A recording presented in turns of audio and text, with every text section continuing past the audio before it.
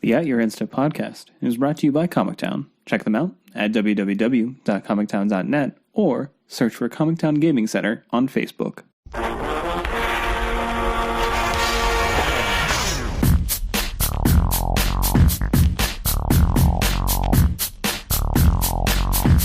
Hello, and welcome to At Your Insta.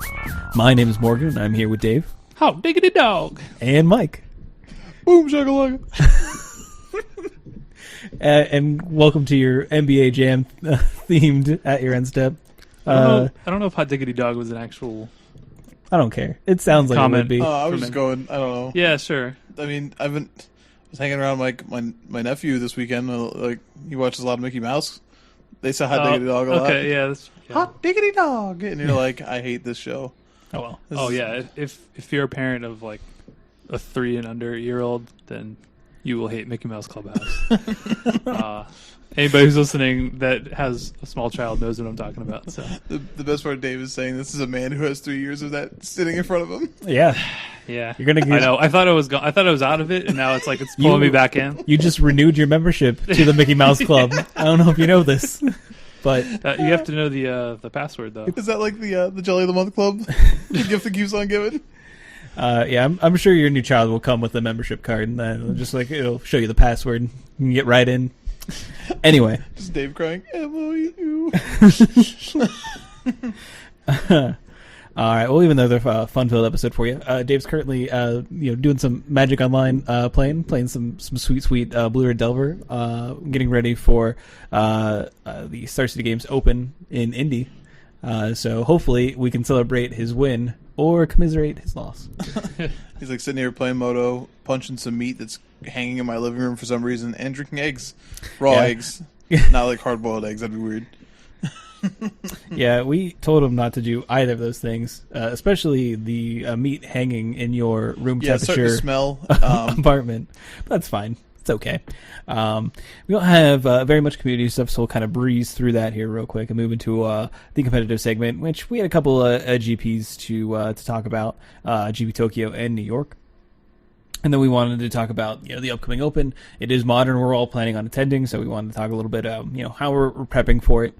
And then kind of wrap up, talk about what's happening over the weekend. So let's jump into the community segment. So first and foremost, Helene Bourgeot actually appeared recently on an episode of Magic TV, which is hosted by Channel Fireball, to kind of talk about the Platinum changes that happened, or happened and retracted, kind of in fluidity at this moment in time. And it was a really entertaining segment, and she got to kind of go more in depth about what they were kind of thinking about when these changes were being put through, and where everything was kind of coming from. And I really found it to be pretty entertaining and well worth the time investment to actually listen to.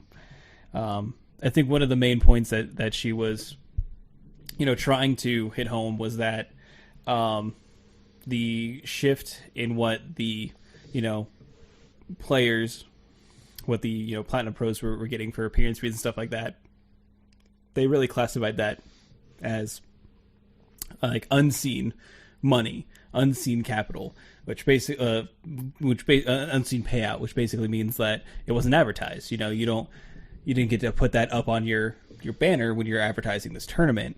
And that's why they kind of wanted to shift that money into Worlds, so they could put it, on a banner and, really kind of advertise it instead of having this money kind of be hidden. And, obviously a lot of other gaming tournaments, have that advantage. You talk about a, League of Legends tournament, a Hearthstone tournament, they can advertise these huge prize payouts.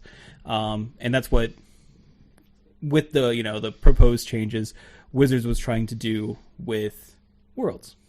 So I thought receiving that explanation was kind of nice. You also got some more information that in Pro Tours sometimes they spend more money on play tickets than they do on what they're actually paying people out at the end of the tournament, especially for places like upcoming Australia. I don't know if you've ever planned a trip to Australia. I don't know why you would want to. Everything kills you in Australia. The spiders have life bars, which is my favorite meme about Australia. Being a total arachnophobe. But it's expensive to fly there, and it's no joke to getting a free flight from qualifying one way or another. So yeah, it was very enlightening. What did you guys think about it? If you guys had a chance to watch it. I watched it, and I mean the explanation. I mean it made sense, and we kind of talked about that's what we thought they were going for there. I mean, just to make it for somebody who is not, I guess, as in tuned with the Magic tournament structure, or like how tournaments work, like throwing out bigger numbers for the tournaments kind of helps to grab your attention a little bit more. But I still don't agree with the way that they went about it, about starting it next year without any forewarning for the people that had already gone into it. That that still baffles me that they thought that was a good idea. But she talked about listening to the community, and they have done a pretty good job of doing that. But again, the decision still just boggles my mind that they came to that. So I know that they did say that they were going to come out with, I guess, what their resolution is going forward, either before the next Pro Tour or at the next Pro Tour. Right. I would imagine that it's going to be, at the next Pro Tour. Yeah. I would imagine that they'll make that announcement during that one, like they did with this one. Hopefully the next announcement is a little bit more positive, but I'm betting that it will be, since they seem to be willing to listen to the community this time. Yeah. Beforehand. Having pros kind of come in and give their opinions is definitely something that is encouraging to see, which is something that they're doing. So hopefully we'll have a better structure going forward that is not going to cause any disruption, and will be told to those impacted well ahead of its implementation. So that is what I hope to see from it. But it is entertaining, and certainly do encourage everyone to go ahead and check that out. So moving on, another interesting thing that kind of happened was a Reddit thread on the Magic subreddit, speaking out specifically about basically. This is a strong introduction to this topic. Yeah, sorry, I was frantically trying to actually search for the said thread because our show notes have failed me, unfortunately. Hopefully for the last time. They're on there.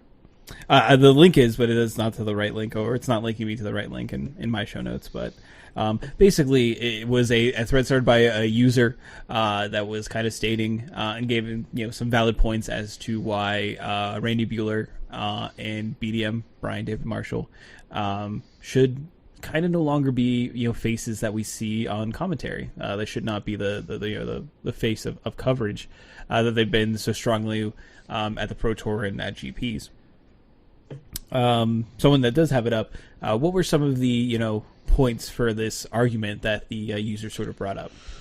Well, one of the main thoughts, and and he even said that this may sound critical, but was that he turned on the Pro Tour, the premier streaming event for Magic the Gathering, and he saw two 40-year-old men, both of them overweight, discussing what cards did, and not even effectively.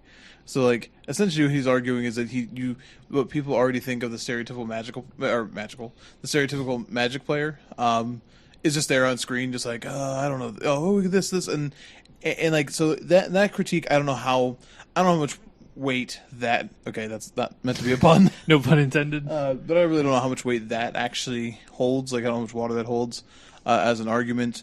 Because I think that the whole appearance thing doesn't really matter as long as they're good at their job. I mean, yeah, if they're showing up in like their sweatpants and like mustard stained white T-shirts, then yeah, sure. But that's not what's going on here. Okay, I think I just killed Dave. But the other thing he mentioned here, and I'll quote this. He said that they need to give players more production value. And what he said here is, he doesn't mean the quality of video stream. He means actual value. Give the viewers a reason to watch, not just the deck list on Sunday. If you paid attention, you would have noticed that the PC commentary was 90% of those two trying to figure out what the stuff does. And I'm paraphrasing because there's some curse words. What the stuff does, and 10% live gameplay footage was silence, which was arguably better than listening to them because they have zero personality. Now, again, that may be fairly critical. Morgan had mentioned, if you saw, Into the Battlefield, Randy Buehler can actually, be pretty compelling when he's just sitting down explaining something that's happened. The issue is, in live time, he has shown over and over again that he cannot follow a board state while also trying to carry a conversation with a person. He just can't, and I'm not saying everyone would be perfect at this, but he is not very good at that. Yeah, I mean, I will say it's really hard to do. So, I don't want to be too critical of it, but he's been doing it a long time, and the problem I have with Randy most of the time is that he sometimes comes off as like he thinks he's still as good as the players that he's commenting about, or better, and talks about the lines that he would take, and it's like, no, just you don't even know what's going on right now. It's just stop. But anyway, I don't think BDM's that bad about it, but he did mention that they said they were going to improve the coverage of these events, and he said what he saw as an improvement of coverage is a sweaty BDM running down to a table, like a live table, and trying to come in, which part of that I thought was actually kind of cool, but at the same time it's he just shows up on a match and has to be whispering in front of them and doesn't know what's going on. So again, the value that a viewer is getting is zero. It's actually nothing. So an example of that would have been so at the Pro Tour in the last round when they showed Andrea Mangucci playing against Katsuhiro Mori, and then one of the cameras that they had was running out of batteries.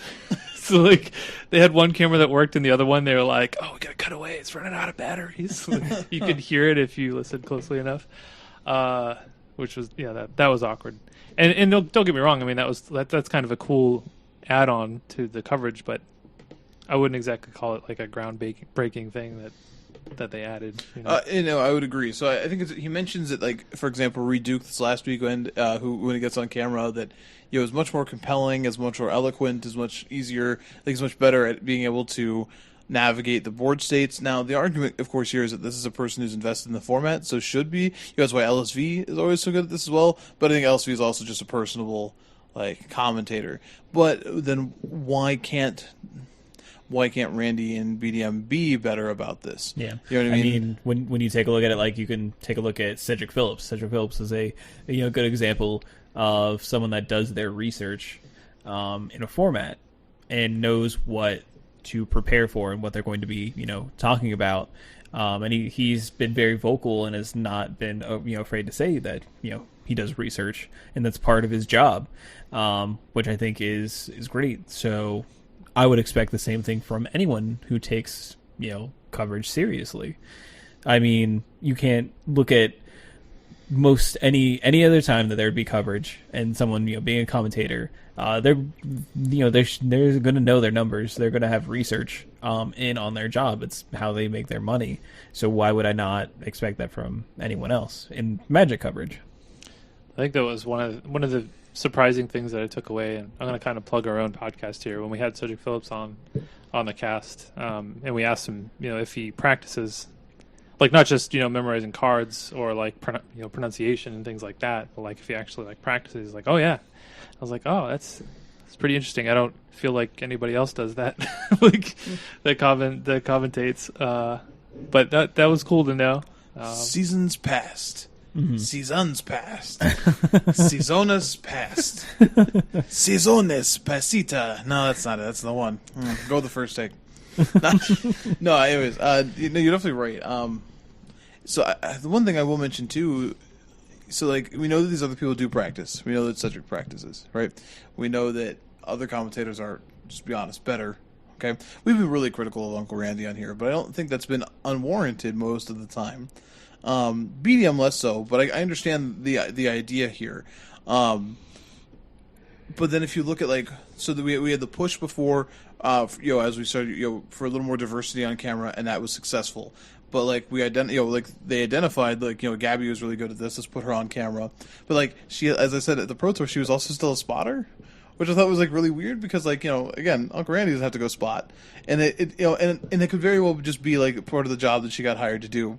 But it definitely feeds into the whole this, and this guy mentions here the old boys club here, just oh well, new blood's got to go do hand spotting. You know what I mean? And then because of that idea, it's sort of weird because when people started talking about let's add some more people to this, people were really vocal, yeah, let's do that. But then when this thread was going around on Twitter, I thought it was really weird. There's a lot of prominent people on Twitter saying well, this isn't really that big of a deal. It's not that many comments, and it's actually this thread got really huge. Why are we immediately disregarding this thought process if we're going to immediately accept the other thought process? It seems weird. And honestly, if you look at the comments too, a lot of pros who actually seem to agree with a lot of the sentiments posed here. So yeah.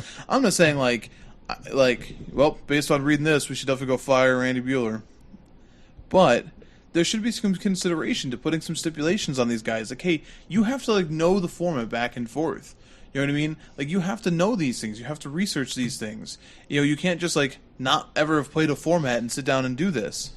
Yeah, I mean, and that's why guys like LSV and Reduke are so good at it, because, like you said, they're invested in the format. They've put a lot of time into play testing, or if it's limited, drafting a lot, and knowing the interactions and why somebody might be playing a certain card, or what have you.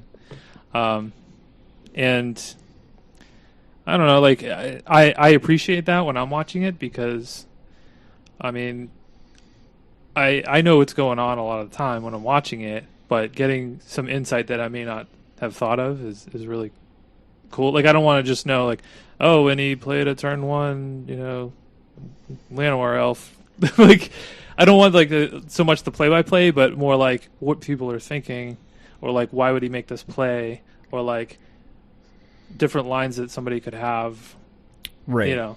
So that's more interesting to me as kind of more advanced, and that watcher, I guess, leads back into the value, the production value sort of mindset, where it's I'm watching this, and I can see what is happening on the battlefield, but I would like a little bit more of a deeper layer of what is actually going on, what could happen, some actual analysis of what's happening, an analysis that bridges the populations, because I will say that the current old guard doesn't really do that very well. I think Reed Duke does a really good job of that when he's on. So does LSV. They can take those critical paths, but they can say it in language that's plain enough that a person who's just watching can do this. Mm-hmm.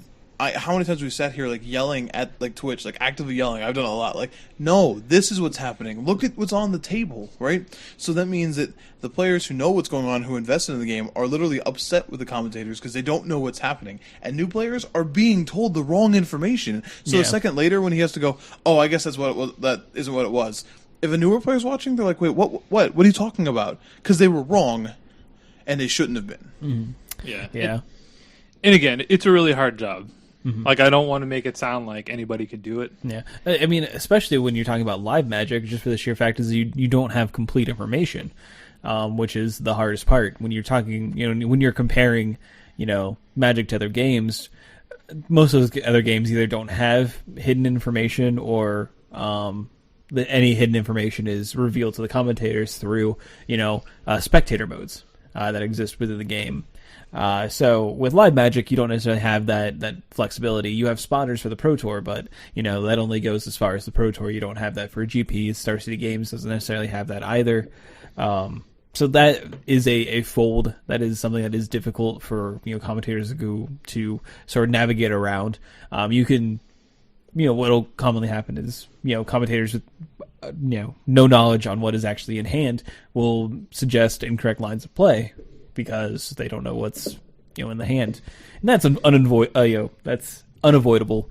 But coverage still clearly has room to grow within Magic, and hopefully some voices are heard, and we get some fresh blood that is invested into the game, or we get people like Randy and BDM more invested into what's going on, so that they can provide better value to the viewers, which is what I would appreciate. But moving on, I think we're everything. I think we're done with everything. Excuse me, within the community topic. I think we're good to move on to our competitive segment. So we did have a. Oh yeah, I'm sorry. I want to talk about Community Super League for a minute. Oh, okay. Yeah, sorry about that. So I'm sorry. I won't talk too much time with it. I haven't watched too many of the Super Leagues. Vintage Super League doesn't really appeal to me. But the only ones I've watched have been formats I play. But I saw the thing going around for Community Super League for last week, and I hadn't really watched that too much. I like some of the personalities on there. I've said before I really like Magic the Amateuring is a podcast I also enjoy. That isn't us. I also enjoy us. So We appreciate a really bad Hallmark card. We appreciate that. Which I think actually is a Hallmark card from 500 Days of Summer. Anyways, so they had a theme last week, which was Unified Innistrad Constructed, which was really cool, combining those two blocks. Now the decks were sort of encouraged to be unique, so not the best constructed possible. Mm-hmm. Though some of the decks were really good anyways. You had a couple really sweet thing in the ice decks that had miracles or Burning Vengeance to the deck. There's definitely a deck of Saint Traft is what it was called, and it was really good. But I have to give credit to the most enjoyable deck I saw, which is from Loading Ready Run, Singleton Hats. They just played Blue-White Humans, but everything had to have hats on it. Now, as Morgan explained to me, and as I was listening to them talk, this hats thing with the original Innistrad is a big deal to Load and Ready Run. And I think they've sort of made it a mainstay as much as possible. They've done hat drafts for other formats as well. So, but they said they saw the card gone missing. Which, if you have not seen that card recently, it is just a hat in the water. Yeah, sitting on top of the water because the person got eaten by the Gitrog monster. Assumedly. So they saw that card and they're like, oh man, it's time. The best part is that Singleton Hats beat the Geist of St. Traft deck, the hexproof, Butcher's Cleaver, Invisible Stalker deck. Just beat it. And I was like, man, I really like all of this. I like all these things that you're doing. So I appreciate that this exists. They even they cast Tenacity one of the games, and it's Tenacity is one of the is the combo. They said the combo card because it has 3 hats on it.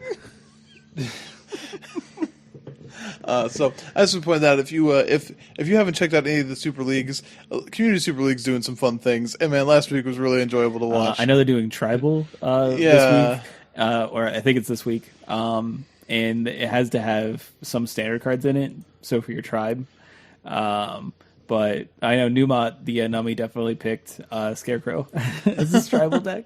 Newmont's deck, by the way, for last week was Primal Surge, and it was all permanents and 1 Primal Surge, and Lab Maniacs as his win condition. And Gabby Sparks was playing Triskaidekaphobia Vampires. Yeah, I was just going to talk about that one. And it was I'll let you talk about the deck, but she did try not to kill Newmont one game. She tried to wait a turn to go off with Triskaidekaphobia, but his last card in hand was the Primal Surge, so he did it. And the commentators were talking about Moto's going to crash, it's going to crash, all these. It was so good. Yeah, and so his deck, you generate a bunch of clues when you go off. Yes. And then you play your Laboratory Maniacs on there, so you just draw a card. It's so good. And then you could just keep responding to it if they have a way of interacting with it. You're cool, draw a clue, because you have a bunch of untapped land now. It's so good. Yeah, it was really fun to watch. Yeah, so Gabby Sparks was playing Triskaidekaphobia. And it had 13 different instances of the number 13 in the deck. So it was just really super flavorful. It only had 13 sideboard cards. It had 13 1-mana creatures. I believe it had 13 vampires, 13 madness cards. Yeah, as many 13s as possible. Right. Yeah, it was pretty funny. But I enjoyed that. Yeah, it was fun to watch. I thought, I was like, oh, this is kind of corny. I'm going to turn this off. And then I was like, actually, this is kind of funny. All right, I'm going to keep watching. And then Singleton Hats just had me. And they went back afterwards because they switched who's doing commentary. And when it showed the Loading Ready Run guys, they definitely had top hats on. They're we played our whole match this way, just so you know. That's they're fun people. They'd be good people to hang out with. I feel like. I'm sure they'd show you a good time. All right. We're good to go to competitive now? Yes, yeah, I'm sorry. Go ahead. So let's go ahead. We'll start with GP Tokyo. That had a total of 3,335 players. Is that the largest GP, correct? The largest constructed GP? It was largest standard one. Standard, yeah. I believe. Well, standard GP. Which is insane. And it was won by Riku Kumagai, playing Naya mid-range. Certainly an interesting deck. We've seen a lot of Naya mid-range sort of pop up here and there, but never, not like a huge percentage of any given tournament that we've really looked at. But I tell you what, his list was definitely running a lot of Radiant Flames, which I feel was probably pretty good for the weekend. He had a total of 4. And then even, things like, Chandra as another way to wide the board, and then Tragic Arrogance on the sideboard as well.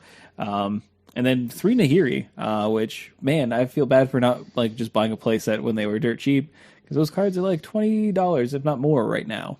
Not necessarily due to Standard, but has been showing up a lot in Modern, slotting into a few decks like Kiki Cord and Jeskai, I think, as well. Yeah, and in Modern, you can play... Emrakul. Yeah. Aeon Storm. Right. So it's a good thing to get with your -8 ability. In Standard, a good thing to get with your -8 ability is definitely Dragonlord Atarka. Is that good? I think so. I'm pretty sure that getting a hasty 8/8 that deals 5 to either creatures or planeswalkers, as you so choose, when it enters the battlefield, pretty good. Also, it going back to your hand so you can cast it again, also pretty good. But I mean, there are also a few interesting one-ups that you can kind of get. I'm sure getting a Linvala might be pretty sweet at some point in time. If you can get a 5/5 that makes it 3/3 and gains you 5 life when it comes in, attacks for 5 and comes back to your hand, it seems all right. But this deck is certainly interesting. To take a look at, and especially when you look at the the Japanese metagame, it typically is a little bit different than what we see even in the States or Europe. So you usually see a little bit of fun stuff here. But looking through it, we see white green show up. We see 4-color company showing up, playing the Brood Monitor, Zulaport Cutthroat, Eldrazi Displacer combo. Which is very popular, showing up kind of in force from both GPs. Yeah, both GPs. Definitely an increase from last week to the week previous to this week we're talking about, I should say. Another deck that shows up is Crixus Control. Now, Mike, I understand that you wanted to clarify some points that you made last week. I definitely had 2 different listeners tell me how stupid our argument was last week, Dave, because they said they were arguing 2 different things. So let me clarify. Last week I was frustrated because you said that the Grixis was the deck, as I interpreted it, that was I think it was on the rise this weekend, which I disagreed with because of how much better what Mono White Humans did last week in top 8ing all of the events we talked about. Mm-hmm. I had said that going forward you may be right, and in fact absolutely were correct because Grixis had it showing of much more dominance this weekend. Granted, we didn't get true metagame breakdowns, but definitely the top 100 decks thing they did again, which I don't know why they keep changing this metric they're showing us. It showed that. Yeah, so, they just kind of make up their own stat and just throw it up. Sometimes when I get frustrated about something I'm hearing, I can't help but fixate on certain things. And my point was that Mono White Humans was definitely the better choice last week or the weekend before when we had talked because of what I had done. Going forward, Grixis seems to be that better choice. But so yeah, this format seems healthy. So I would assume that Mono White Humans will be good again in the coming week. So we're still friends. We're okay. Dave was right. I was right. Grixis was better this weekend. I may have still been wrong. I don't know. I don't think you had an opinion. Good. I'm safe that way. I mean, vanilla ice cream rarely does. I love vanilla ice cream. Ding. So out of the rest of the top 8 of GP Tokyo, is there anything that we want to point out? Take a look at, talk about. I've done a brief sort of overview of the top 8. But do we have any big names showing up here? I don't think we do. No. Right? It was a relatively inexperienced as far as GP top 8s go. Top 8, I didn't recognize any of the names. There were some big names in the top 16, which we can talk about, but I did want to touch on real quick the white-black humans list. So this was Takaya Saito, top 8'd with, I mean, it's basically mono white humans, but it's playing 4 Caves of Koilos and 2 Shambling Vents in the main, so it's playing 20 total lands in the main deck. And then it can sideboard in another 2 Shambling Vents, and then it plays 4 Anguished Unmaking in the sideboard. Now, I don't know if this is the way I would go with this list, but it's pretty cool. I mean, this is the first version that I've seen that has kind of gone this route. A lot of the humans decks, you want to be playing extra lands in the sideboard anyway when you bring in things like Gideon. No, he's actually playing main deck 3 Gideon, so he already has most of them in the main. But he does bring in another one out of the board, and he plays 3 Secure the Waste as well, so having the extra lands doesn't hurt when you have that. And Anguished Unmaking, the life loss does hurt a lot when you're playing something like Esper Control, for example, just because, you don't always have the time to be bolting yourself. Right. But when you're playing humans, you're most of the time going to be on the offensive, so losing 3 life isn't as big of a deal. So I feel like this deck could use that pretty well instead of something like Stasis Snare, for example. So definitely an interesting take on the deck. I don't know if it's the way, I don't know if I would go this route with it, but it is an option, and it's pretty cool. Right. And it's sort of one of the innovations that came out of this GP for sure. Sure, yeah. All right. If there is anything else on GP Tokyo, we can go to GP. Oh yeah, I did want to talk about some of the top 16 All right. lists, because there were some pretty cool innovations that we saw. So finishing in 9th, we had Yuki Ichikawa, a name you might know. Set a couple of Pro Tour top 8s. Nah. So he was playing Sultai Seasons Past. So it's a version of the Black-Green Seasons Past deck that we saw John Finkel top 8 the Pro Tour with. But he's splashing blue for Jace Vryn's Prodigy. And Dragon Lord Silumgar and the Silumgar's Command. So I do like that a lot. He's also playing, I don't think Finkel was playing Sylvan Advocates, was he? I think this is playing a little bit more creatures than the other list was playing. So definitely an interesting take. I know there were a couple players that were playing this. I believe he and another guy were both 9-0 after day 1 playing this list. And he obviously just missed top 8 on breakers most likely. But definitely an interesting innovation on the deck, and that might be the way to go. If you like that Seasons Past deck, this might be a better version of what we saw at the Pro Tour going forward. And then the other list I wanted to point out was Yuya Watanabe finished 10th, so again just missing top 8, and he was playing Bant Humans. So this is kind of like a merging of Bant Company and Humans. And then Holy Marriage. Yeah, so it's got, Thraben Inspector, Knight of the White Orchid, Reflector Mage, Tireless Tracker, Lambholt Pacifist, Thalia's Lieutenant, which works pretty well with Lambholt Pacifist. That does. Wow. Okay. Dustwatch Recruiter, of course. And then, it is playing Collected Company, Dromica's Command, Ojutai's Command. Pretty sweet list here. I don't know if this is better than just playing a normal Humans deck, or better than playing Bant Company. So I tried really hard on this list. It was one of the suggestions made in testing for the PT. It was like, what if we could Bant Humans? And every creature list I came up with just felt really bad. And even looking at this, everything looks sweet. Then I'm looking at Thraben Inspector, which is a sweet card. But then I'm just looking at it, and I'm like, I don't know. And your collect companies get a little weaker then, but I can't tell if this deck is sweet or just Watanabe is such a master that he could take like a mediocre deck and Well, finish 10th. I think the key is the collector company is just so good. Like collector company, That's true. because like you do have two really nutso collector companies in this deck. Obviously, you have double Reflector Mage, but you also have double Thalia's Lieutenant. Like if you have double Thalia's Lieutenant on like an average board, all of a sudden you're just like here's a bunch of mushrooms, eat them. Yeah, that's pretty disgusting. So I feel like but it's hard to play for that is the Yeah. issue.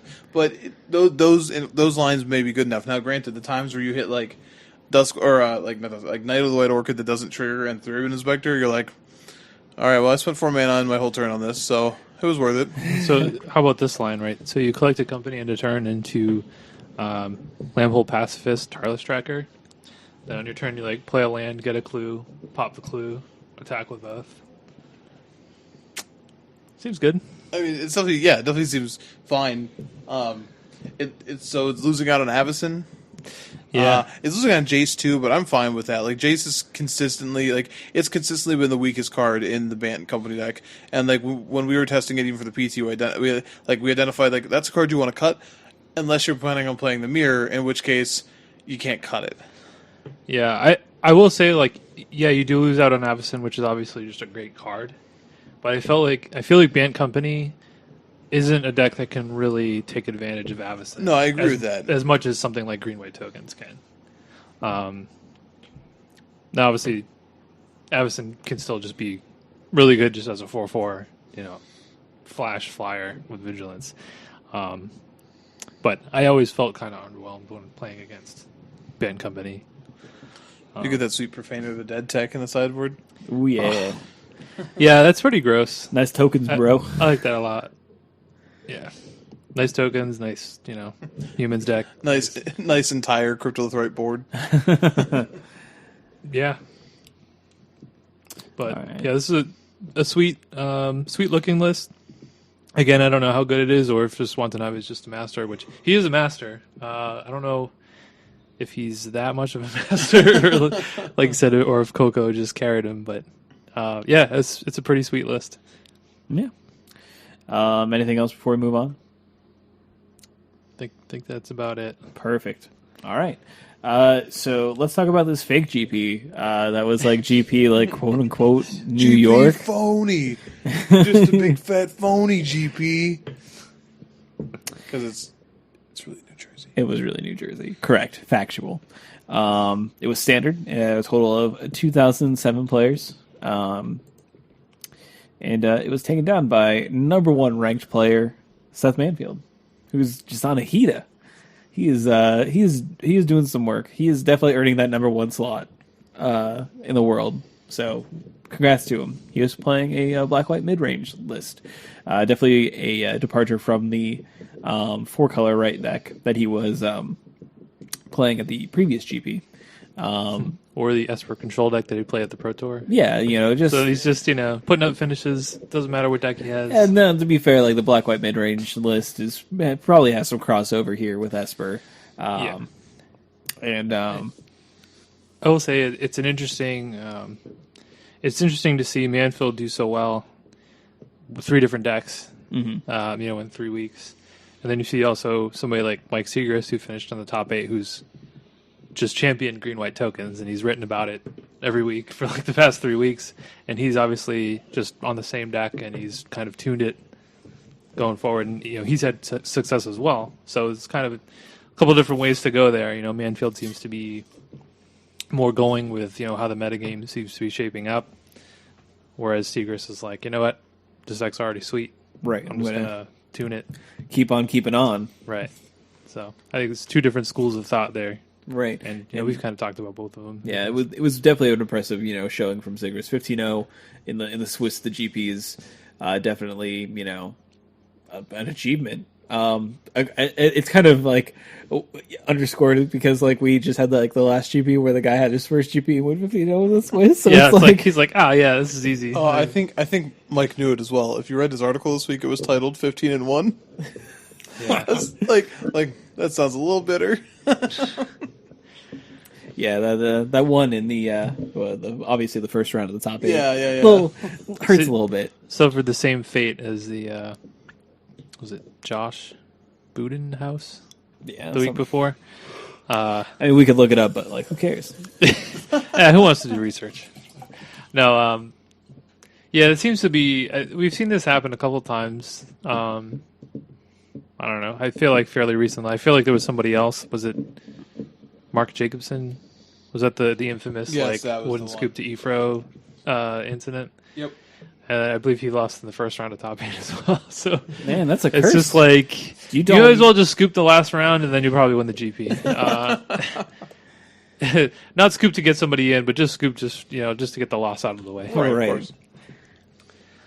But still an impressive showing from Seagrass, who is I don't know if he's locked up platinum again, but he should be pretty close. You know who has locked up platinum though? Michael Majors. So congrats to him. Nice. Also top 8 of this tournament. I really thought you were going to say Seth Manfield. I was like, no way. That would have been a little bit on the nose there. But yeah, Michael Majors also playing green white tokens. Seems to be quite the popular deck list for sure. Obviously, to kind of just show the flexibility of this format. I mean, even playing green white tokens, there's not necessarily a consistent set list. There's differences across all of these things. I mean, that's kind of nice to see. You're not kind of forced into playing one particular way or one particular set of cards. So having that flexibility is pretty nice. It shows that you can still tweak these set decks to kind of fit what you expect to face in your local tournament. By the way, Seagrass has 45 pro points, so he's 5 short I gotcha. of platinum, but he'll get 3 just for showing up at the next Pro Tour. Yeah, so So probably we'll get there. probably I'm guessing. we'll hope for the best for him. Yeah.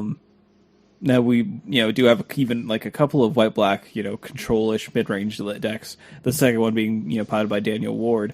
So most certainly something that I would expect to see continue being popular. Seth Manfield defeated Louis Del Toro in the actual finals, playing the 4-color right deck. And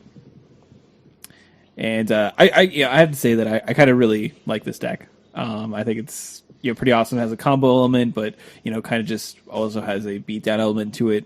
And I really like the transformative sideboard is what I really appreciate with the 4 Reality Smasher, 2 Thought Not Seer, 4 Sylvan Advocate.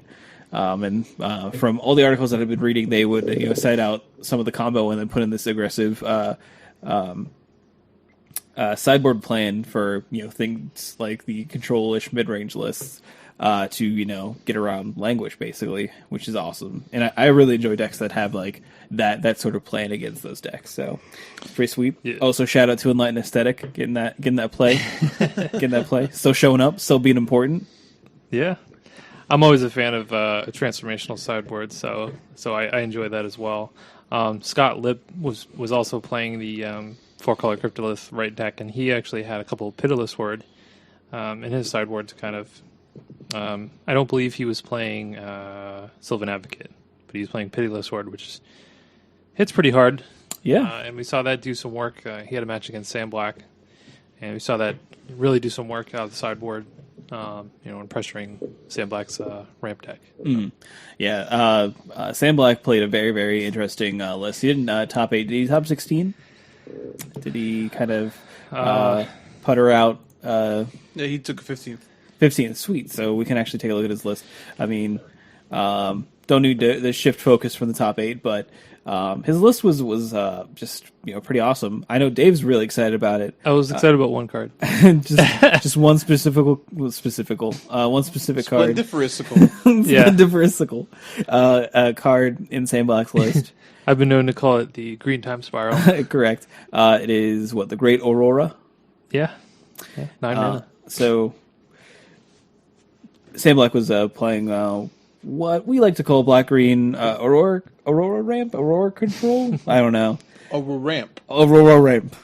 But no, this list is pretty interesting. I didn't really get to see it, unfortunately, in action.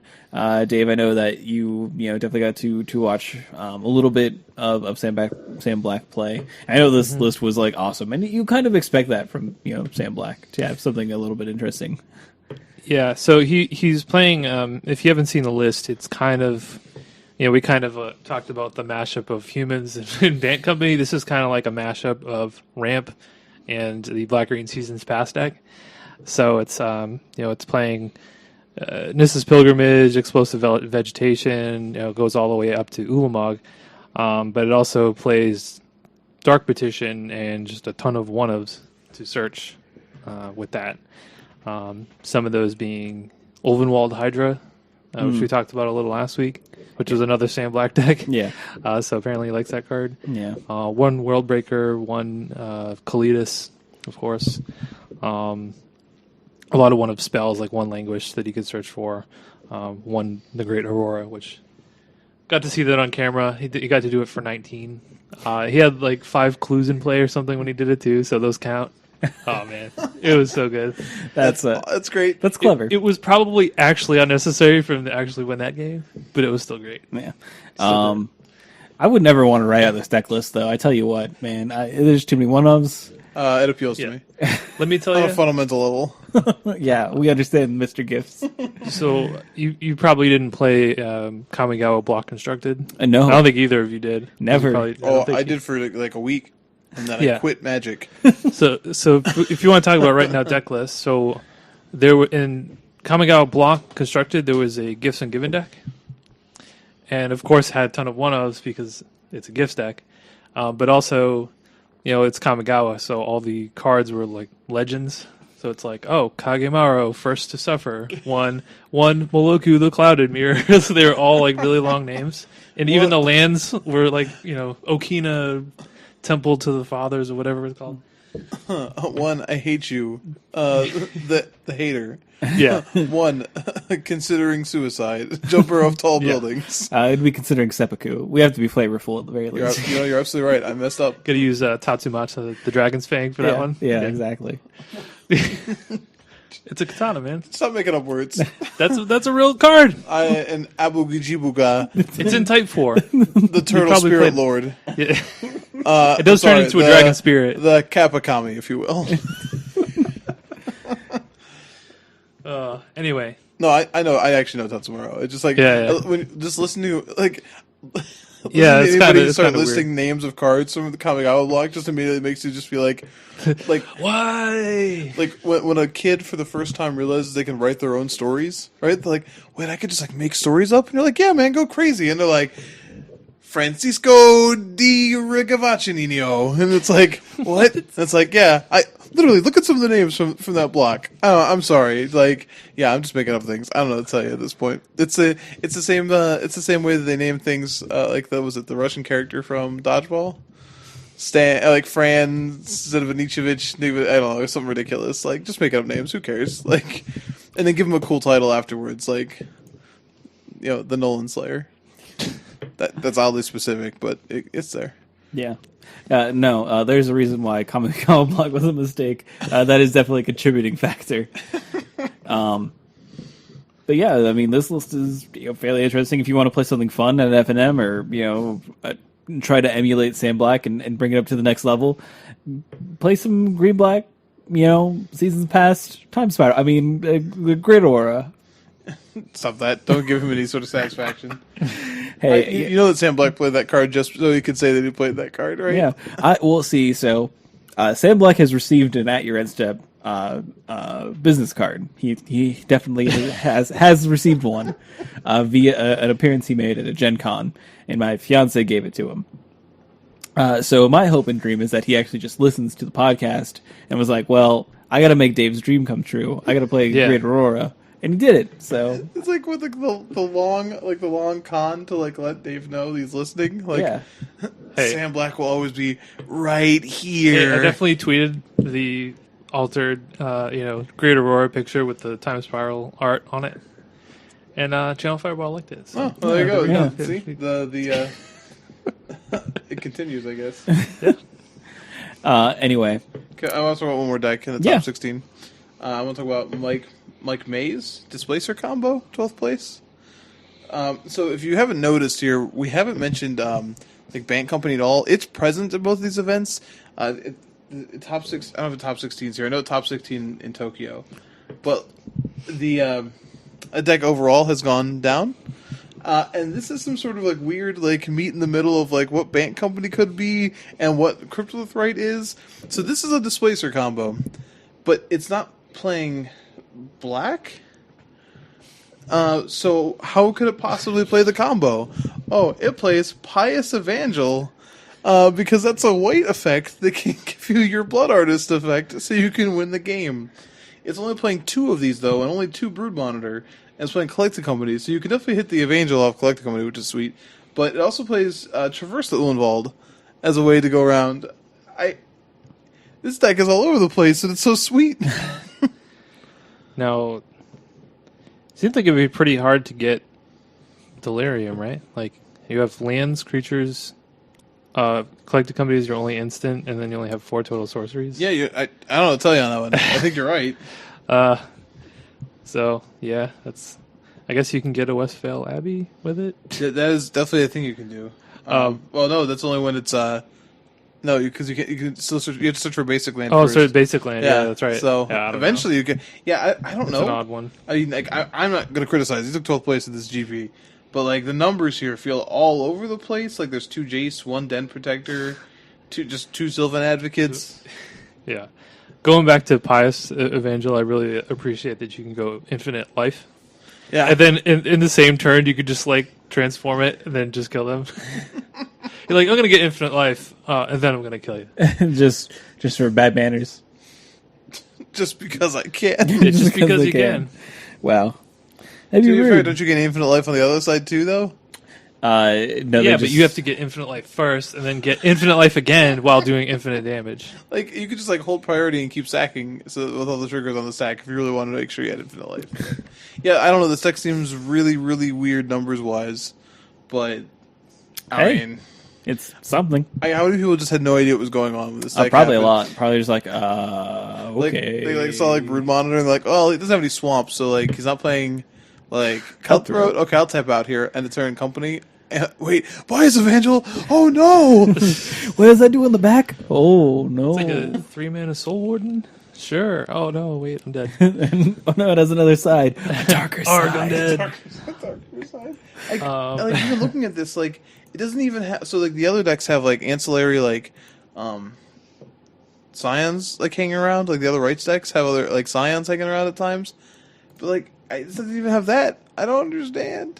Oh, Plum don't make no sense to me, but I don't know. Good job, Mike. I respect you more than you could possibly know. We'll say, let me pull up the breakdown here. oh, the top 100 day 2 archetypes. Is that what it is this week? Yeah, that's what it is this week. Okay. Because that makes sense. How about you just show us an actual representation of the metagame? I mean, why? What is that like? Is that like one of those weird things where it's like, well, we don't want the format to like- get solved too I quickly? feel like, it's too many deck lists to go through. It's wow. Okay, So- lazy so- wizards. So we saw, all right, so in the top 100, we saw green-white tokens. It was the most played deck. There were 22. 4-color Cryptolith Right, like we said, kind of picked up a lot from the previous week. There were 15 of those. Band Company is still pretty strong at 12, and then Grixis Control, 4th most at 11. I think it's important to note though when you say bank companies, like green white tokens put what 3 in the top 8. Is that right number? Yeah, I believe so. Cryptolith Right had 2. Grixis had 1 in the top 8, but 2 in the top 16. I think there were 2 Grixis Or was it 2 in the top 8? So there was a third one in the top 16 then. So like Bank Company is like 12 in the top 100, but not even in the top like 16. So I think it's just important to note like where that deck is playing against these other decks. Sorry, 1 Grixis Control in top 8, but 9th and 10th were also Grixis Okay, Control. so 2 in the top 16. Okay. And Shaheen Sarani was one of the... he finished Yeah, 10th. he so requeued for the PT. Yeah, so yeah. He unfortunately didn't top 8 GP. I think he said he had never top 8 a GP before. Oh, But me he didn't neither. qualify for the Pro Tour again. I feel you. Yeah. I haven't either. I haven't been quite that close, but I haven't ever been really close either. I've day 2'd a bunch, but I usually just fall way off on day 2. But anyway. But yeah, that was cool. Yeah. Serrani switching from his traditional Esper to Grixis. I don't think he's playing anything too crazy. It's pretty standard from what I could tell. But yeah, I mean, Grixis has a lot of tools to fight a lot of these, collected company and creature decks. You can play things like Radiant Flames, which are super good right now, and it gets to fully take advantage of. I think it's probably the best Jace deck right now. Probably the best Kalidas deck too. Best Jace deck, best Kalidas deck, best Goblin Dark Dweller deck. Yeah. And But I think it's the only Goblin Dark Dweller deck. yeah, I mean, Dark Dwellers in a lot of ways is probably a reason to play red. That and Chandra, I think, are probably the two main reasons to play red, which is kind of weird because it's a 5 and a 6 drop. Traditionally, you're like, I'm going to play red because he has like really good burn spells and 1-drops. Nope. Not in this format. Not true. But yeah, I wasn't surprised to see Grixis do well, and I think it'll continue to be a tier 1 deck. Yeah. I mean, it'll probably be where, people want to go to, play out their, control games. It's where they want to be. They want to go for the control fantasies. Yeah. Dominating standard. that brings it to a weird place. Thanks for that. You're welcome. I mean, it's all there was. No, it's true. It's true. Come on. They kind of just left it there. Come on, Kalidas. Come on. Wearing that? Yeah. Exiling things. Come on. Yeah. Let's be real, Kalidas. Anyway, anything else from GP not New York? Nope. Well, just congrats to Seth Manfield. Cool. Yeah. So how do you pronounce that? Manfield? Manfield. I feel like I should take note of this guy. Like, he might have some good things in the future. Yeah, he's a real up and coming player. Definitely breaking out of relative unknown origins to kind of show up here. Well, he's currently on track for Player of the Year. He's, I believe, 8 pro points up on Owen. So, yeah, Owen better kick it in the gear if he wants to reclaim number 1. He's too busy starring in movies, man. Being famous. let that stuff. fame go to his head a little bit. Good. All right. Moving out of competitive, let's go ahead and kind of look towards the weekend. So we all are going to Star City Games Indianapolis along with Jordan and Elliot, our buddy Elliot's also going to be there. So we're getting the old crew back together. It's going to be a pretty sweet tournament. We're all pretty excited, and it's modern. And we all like modern. I definitely like it a lot more since I found a deck that I really like playing in modern, even though it makes other people sad because I burn their faces off. But anyway, we kind of just wanted to talk about how we're kind of getting ready for the tournament and what we are playing. I kind of already told you it's burn. But I'm sure the other... you know what? Why are we even... we're all playing the same things we would normally be playing, except for maybe me. But Dave, what are you playing? Nobody guessed at home. You'll never guess what Dave's playing. Ebs and Company? No, you're not playing that. No, I'm not playing that. You're a dirty I'm playing liar. Blue Red Delver, of Yeah. course. I haven't played this deck since the last Invitational in Columbus. Not the most recent one, the one before that. So don't peg me. I played a bunch of twin decks all last summer and into this. Okay. Yeah, To you me- did, and now it's banned. So what else, what else do you got? Well, I'm strongly considering Kiki Cord. How about that for an answer? That's a good answer. I'm not playing Kiki Cord. I know. I'm playing Gastron. I could also play Merfolk, but I don't think I've ever actually seen you play that deck in Modern. I mean, I just need a couple cards, but Gotcha. I could play it. But I'm not going to. Right, exactly. You're going to play Delver, and hopefully you'll have a good day with her. Hopefully. Yeah, I've had a couple maybe- good outings. Maybe even a day 2. Yeah. Oh, man. He checks for a goodnight kiss. I get round 9. Ooh, didn't get there. Ooh, miss. All right, got the handshake. Okay. Oh, man. I'm Don't so... friend zone me, Delver. Wow. Oh, man. No, I am going back to Giftron. I've been sort of tuning it and playing with it whenever I can since the unbannings of Thopter and Sword because it added another dimension to the deck. I really haven't focused on Modern very much. Standard was sort of everything, and so I haven't had a lot of time. I went and played Modern this last week. On Friday night, Dave and I both went. Monday night. Or was this Friday night? Yeah, Monday night is what I meant. And 3-2 that I lost to Red Green Tron because it's still unbeatable.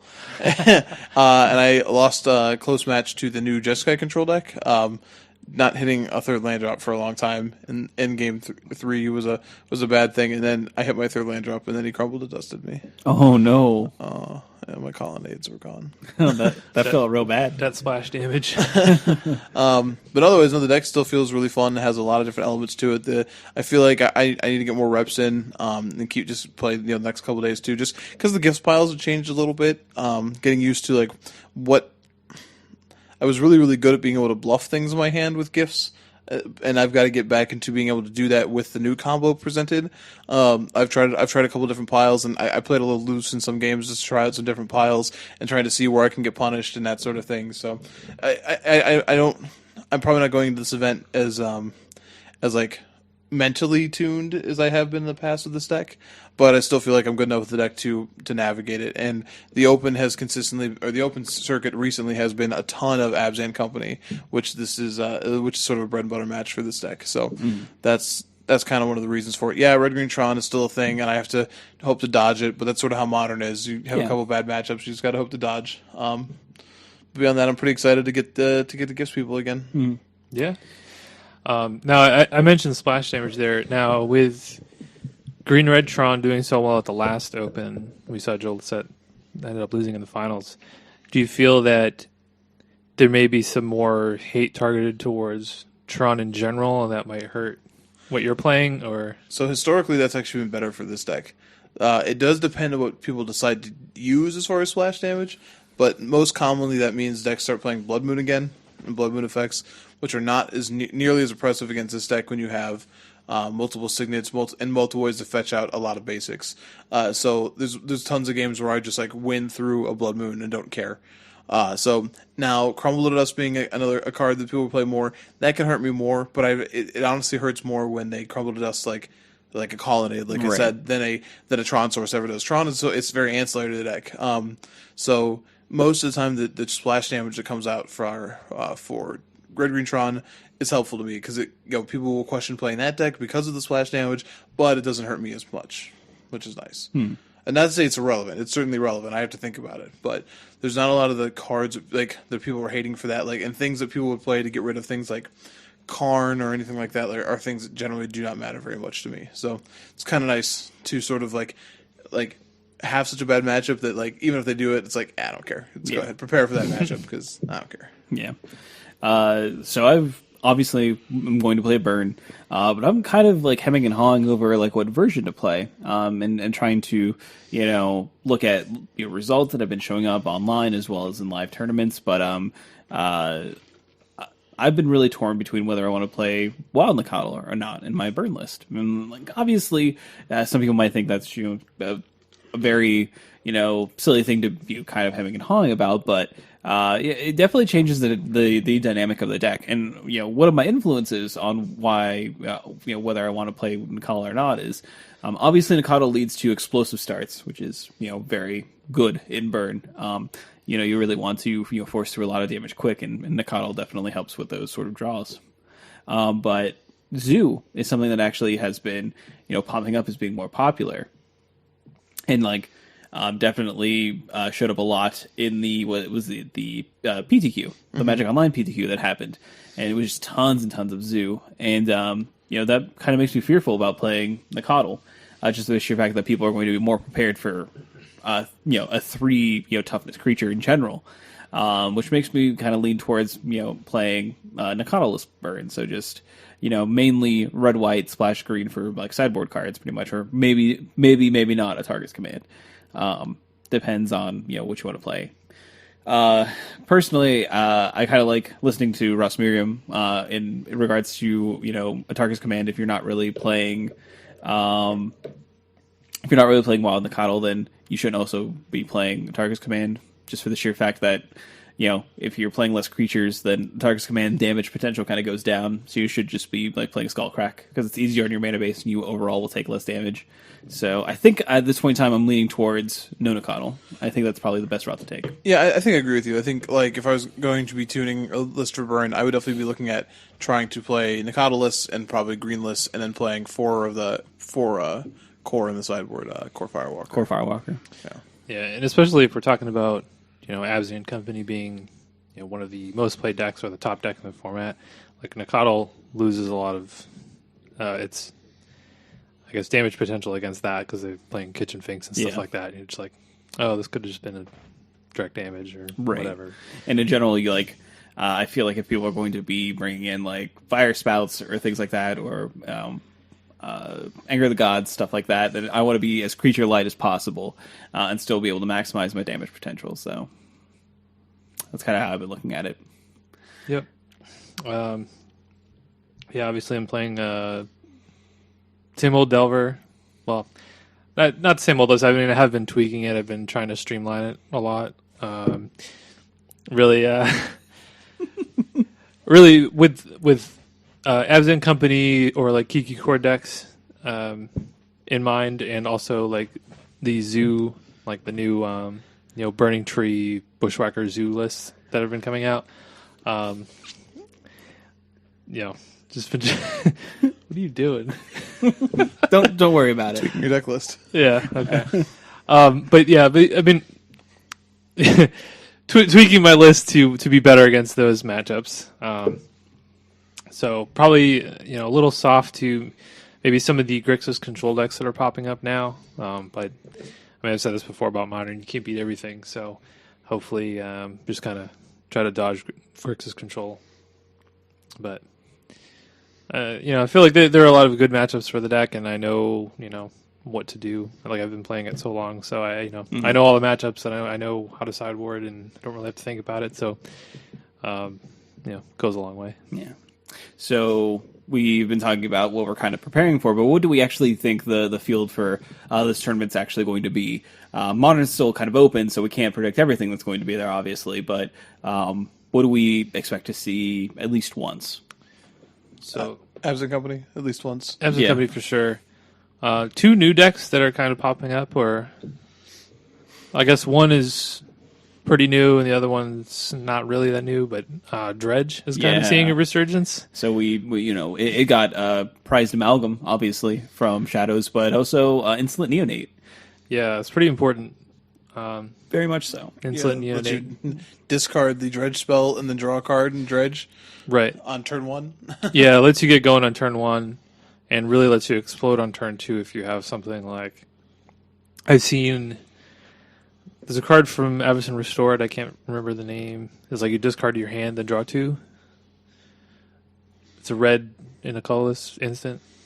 I don't remember. I remember. Like, I remember the card. I remember the name. Yeah, there's that. There's Goblin War, which is a 2-mana sorcery. It lets you draw 4 and then discard 3 at random. So you just get to like chain a bunch. Like if you have one dredger and like you can possibly chain into a bunch of dredgers off of that.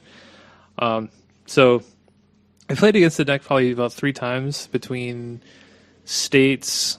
Monday night I played against it and online, and there are different versions out there. I think people are still trying to come up with like the best list, but some of the lists are playing Vengevine and Gravecrawler. So Gravecrawler mostly as a way to like trigger Vengevine because it's not really casting that many creatures otherwise. Other lists are just not going Vengevine at all and just playing like Narcomoeba, Prized Amalgam.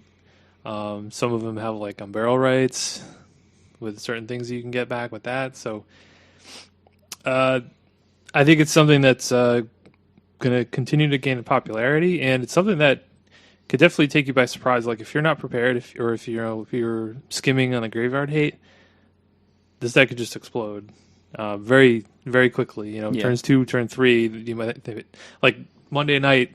Game 3, I was playing against it, and he had 5 creatures on he had three Bloodghast and 2 Prized Amalgam in play, on turn 2.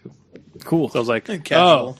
Just dead. Yeah, so there's nothing I could do about that. And a lot of decks aren't going to be able to handle that. Yeah. So This weekend might be a good weekend to kind of show up with maybe a Graph Digger's Cage, rest in peace. well, it's hard to say the deck hasn't really broken out yet, but I feel like it's now might be the time. Yeah, now might be the time because I feel like we kind of talked about this before the cast. Like I feel like Graveyard Hate is at an all-time low. Now that's not to say that there's no Graveyard Hate out there. People are still playing Rest in Peace and Scavenging Ooze, Graph Digger's Cage, and things like that. But if it gets that explosive draw and you don't have the hate card on turn 1 or turn 2, then it's not really going to matter. Right. So just be aware that is a deck, and I think it is competitive.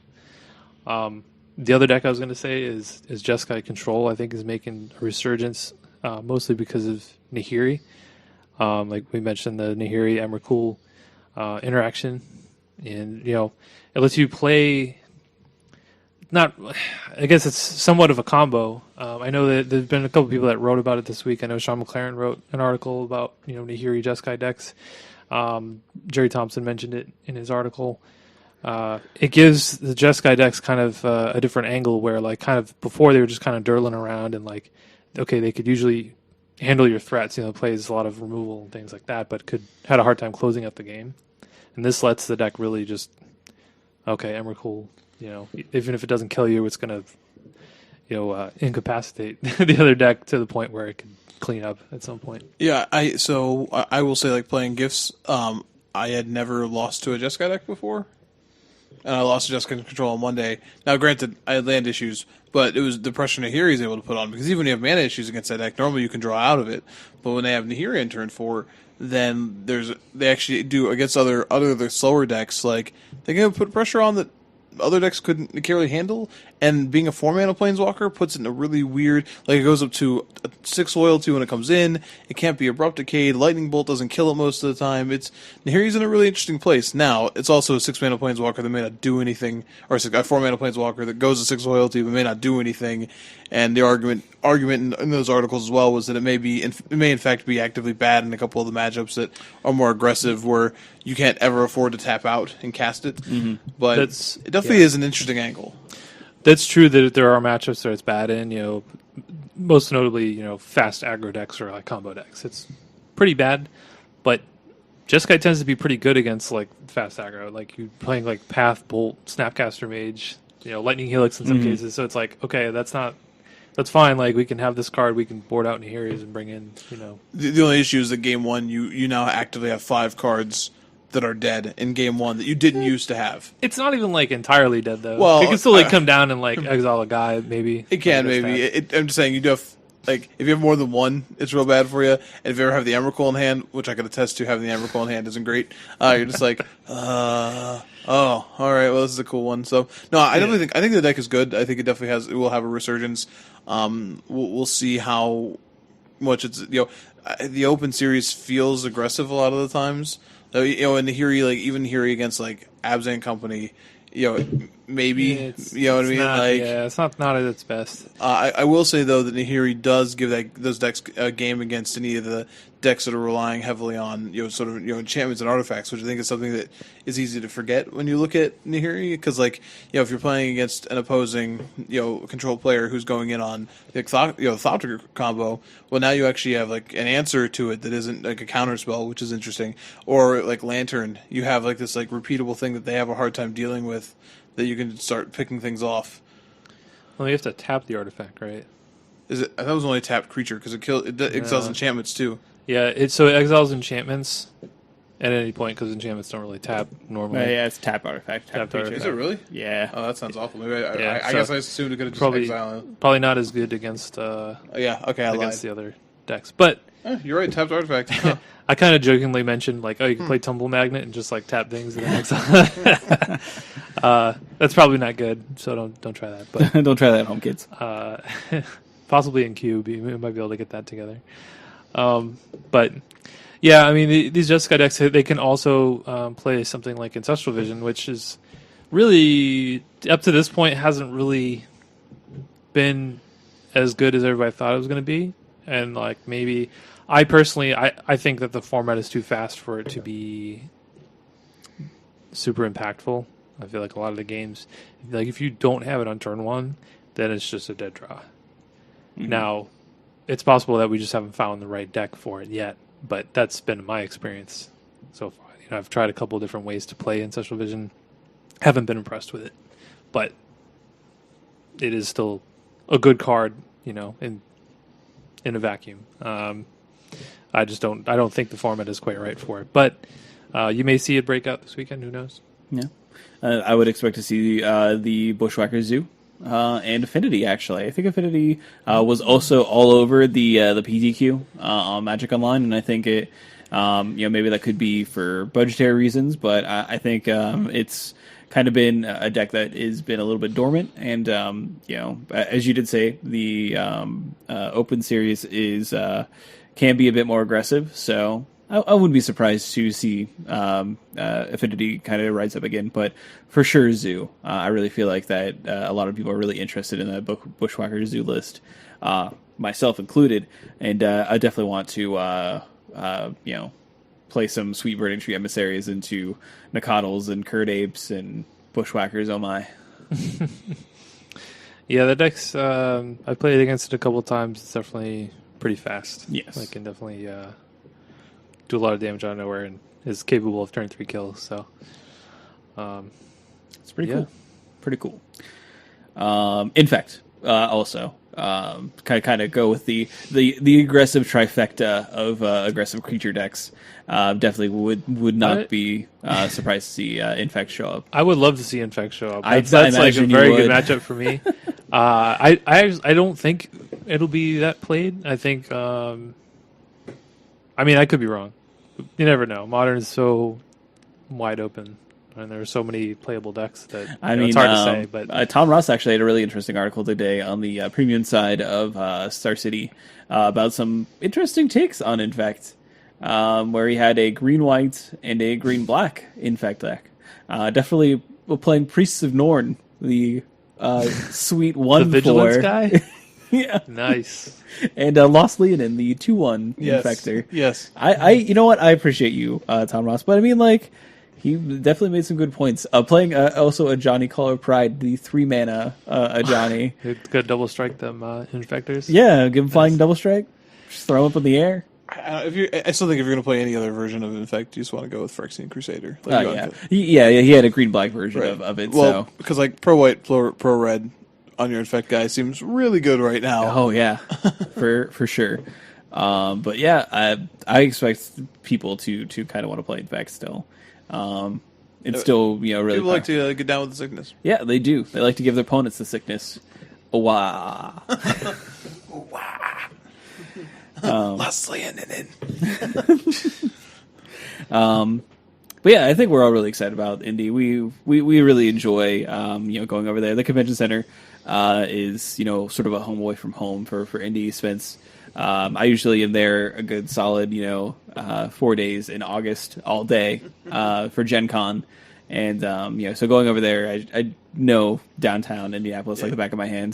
Definitely the city outside, like the major city outside of the state of Ohio that I know the best. I know downtown Indianapolis better than I know downtown Columbus. So there you go. Mainly because downtown Indianapolis is a much better place to hang out, in my opinion. Wow. Hot take. Hot take. Columbus clearly downtown. It's trashy. Wow. Okay. It's not Charlotte trashy, though. Oh, no, I'm sorry, Richmond. Richmond trashy. Oh, no. Richmond is actually full of trash. Yeah, sorry. Don't want to get that confused. Charlotte's kind of trashy right now. It's getting sued, so. Yeah, there you go. By the government. Yeah. Always feels good when your city's getting sued by the government. Oh, wait, no. Not really. Means you done messed up. Done messed up, North Carolina. Oh, yeah. Anyway. So obviously, moving into the wrap up here. So we have the Open in Indianapolis. Going to be modern. Going to have some classics on Sunday as well. Going to be standard and legacy. But the other big tournament that's going to be happening over the weekend is the MOCS Championships. These will be held at Wizards headquarters, if I'm not mistaken. Will be streamed as well. On the Twitch Magic channel. And it's going to be 4 formats. 4 of them, which is pretty impressive. Standard, Modern, Legacy, and Shadows over Innistrad Draft. Starts on Friday the 13th, runs through the 15th. And some, awesome names that are, kind of going to be showing up here. We have Jerry Thompson, Mike Sigrist, Sam Black, Magnus Lanto, and then Oliver too. So, some, very notable people, that are going to be on here. And, maybe you can listen to it at your desk at work or catch it if you have a Friday off, which is pretty awesome. And obviously it runs through the weekend. So, if you got nothing else to do, definitely can still watch some, Magic coverage, which is awesome. Yeah, and this is a 16-player total. Yeah, very small This is tournament. very exclusive. I just pointed out those names because those are the most recognizable names. Some of the other people, you may know if you play a lot of Magic Online, but I personally didn't recognize who they were. So you're saying you have to play Moto with a pinky out? Very exclusive. Very. But no, you have to obviously win qualifying tournaments for this. So, it's fairly exciting. We've had previous MOCS champions that have gone on to do great things. Wasn't at least Reed Duke wasn't he an MOCS champions? Yeah. Even Magnus Lanto, he won it last year and finished 5th at Worlds, which is huge, pretty good. I mean, that was the best that anybody. I mean, usually it was like the Mox winner was kind of like the like the last slot to it's kind of like the quote unquote worst player to make it, but he did pretty well for himself. And finished just outside of that top 4 cut. So we'll see if he can run it back. I think that's obviously any sort of prizes they get from this is obviously huge, but I mean getting that world slot means a lot. Especially with that becoming more of a prominent tournament in the future. So increased prize pool. This is this series, this series leading up to this championship are going to become more and more of a focal point because this is one of the clearest ways available right now that allow you to queue for Worlds. So pretty interesting. But I believe that's going to be everything for this podcast. You can always follow us on Twitter, where you're simply @your_endstep. Very, very easy to find us. We also have Facebook, and it is you can just do a quick search for @your_endstep. Also, while you're on there, you do a quick search for Comic Town by searching for Comic Town Gaming Center. Also have an email address, @your_endstep@gmail.com. So if you have any questions or concerns, feel free to send a message on either of our social media outlets. We are up on iTunes, so do feel free to leave us a review. Also, we are up on MTGcast, so you can look on MTGcast for many other awesome Magic the Gathering podcasts if you need some more things to listen to throughout the day. But that is going to be everything for this week. We appreciate your time. You have a great one. Bye.